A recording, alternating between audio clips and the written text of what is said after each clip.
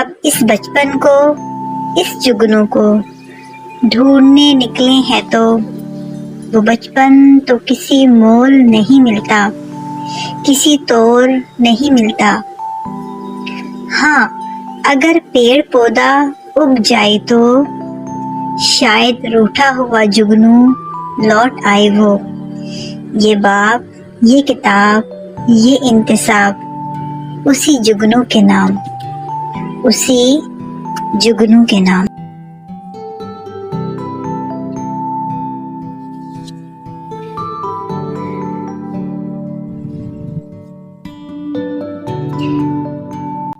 موسمیاتی تبدیلی چیپٹر 2۔ اگلے روز شام کو بچے اپنا ہوم ورک کر کے فارغ ہوئے تو پھر ٹی وی لاؤنج میں عمر صاحب کے ساتھ بیٹھ گئے۔ گفتگو کا سلسلہ وہیں سے شروع ہوا جہاں سے کل ختم ہوا تھا۔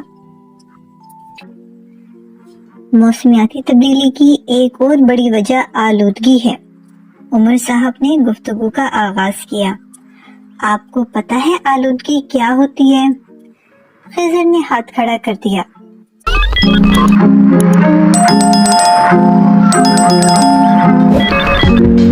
آلودگی سے مراد ہے ہوا، پانی اور مٹی میں مضر مواد کا شامل ہونا، جیسے دھواں، زہریلی گیسیں، کیمیکل ذرات وغیرہ۔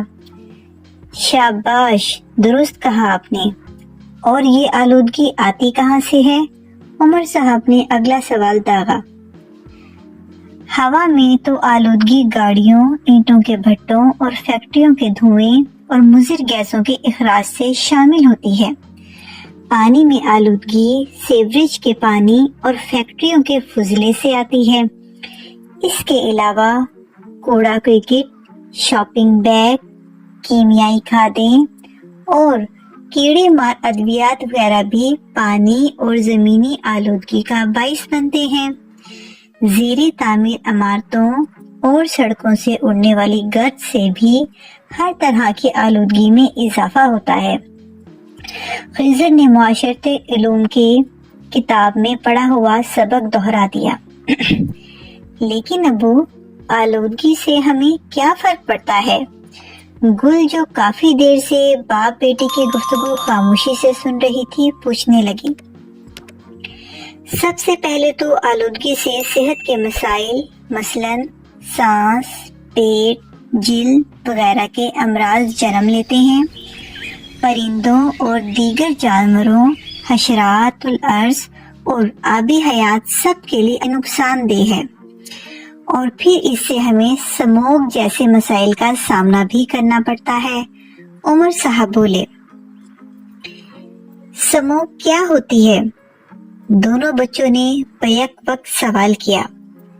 پاکستان کے کچھ شہروں میں موسم سرما کے آغاز کے ساتھ ہی فضا میں دھند، دھوئیں اور گرد کی وجہ سے جو کیفیت طاری ہو جاتی ہے اس کو سموگ کہتے ہیں۔ یہ صحت کے لیے خاصی مضر ہوتی ہے اور حد نگاہ کو بھی بہت حد تک گھٹا دیتی ہے۔ بچوں، بوڑھوں اور بیماروں کو تو ان دنوں میں خاص طور پر احتیاط کرنا پڑتی ہے۔ عمر صاحب نے جواب دیا۔ ہم آلودگی اور سموگ سے کیسے بچ سکتے ہیں؟ بچے کچھ تشویش میں مبتلا ہونے لگے۔ اس کے لیے ہمیں بہت سے اقدامات لینا ہوں گے۔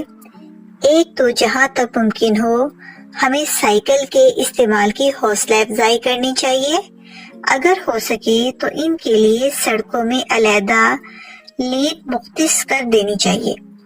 اس طرح پبلک ٹرانسپورٹ یعنی بسوں، ویگنوں کے معاملات کو بہتر بنا کر ان کے استعمال کو ترجیح دینی چاہیے۔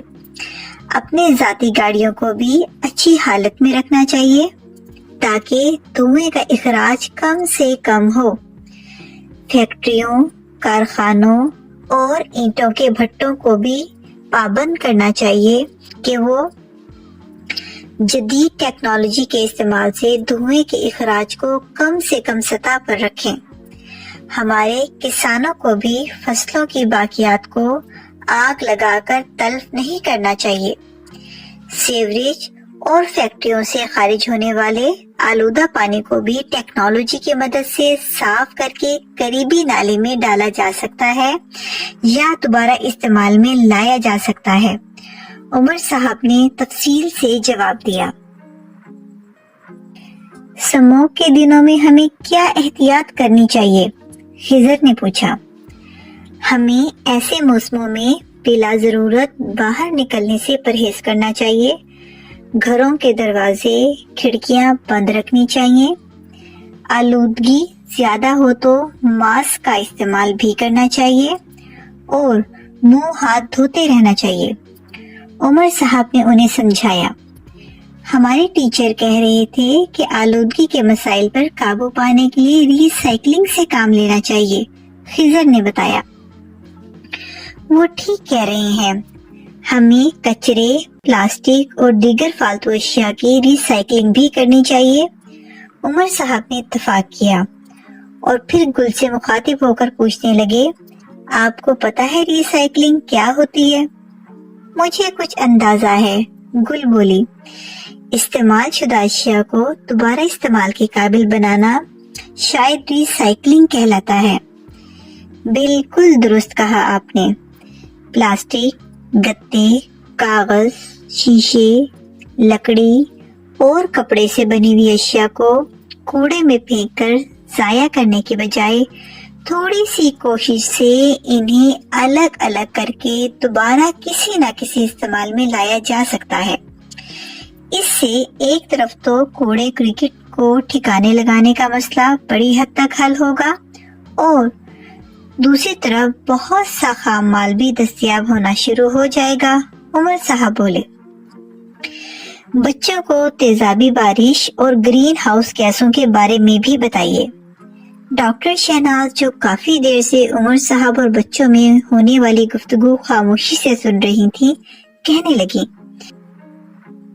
मुझे सुबह के लिए अंडे और डबल रोटी लाना है, आप इन्हें समझा दीजिए। उमर साहब ने कपड़े का थैला पकड़ा और करीबी मार्केट जाने के लिए पैदल ही निकल गए।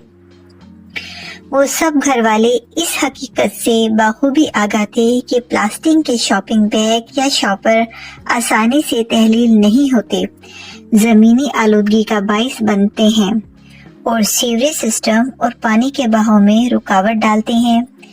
इसलिए वो हर मुमकिन इनके इस्तेमाल से इज्तनाब करते थे और अपने रिश्तेदारों, दोस्तों, हत्ता के दुकानदारों को भी ऐसा करने का कहते थे।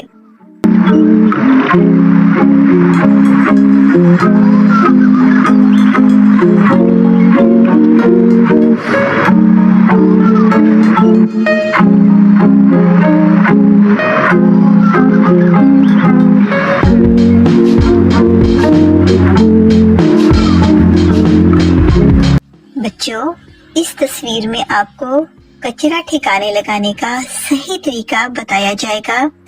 कचरा को कभी भी इर्द गिर्द मत फेंकें। मुनासिब तौर पर उनको डस्टबिन में यानी कूड़ादान के अंदर डालिए और जिस कूड़ादान के ऊपर जिस तरह का कचरा डालने का लिखा हो उसके अंदर वही कचरा डालिए। जैसा कि आपको तस्वीर में नजर आ रहा है, फालतू अशिया के लिए अलग कूड़ादान है, कागजात या कागज डालने के लिए अलग, प्लास्टिक और धाती अशिया का सामान डालने के लिए अलग कूड़ादान और खुराक, बची हुई खुराक के टुकड़े डालने के लिए अलग कूड़ादान का इस्तेमाल कीजिए।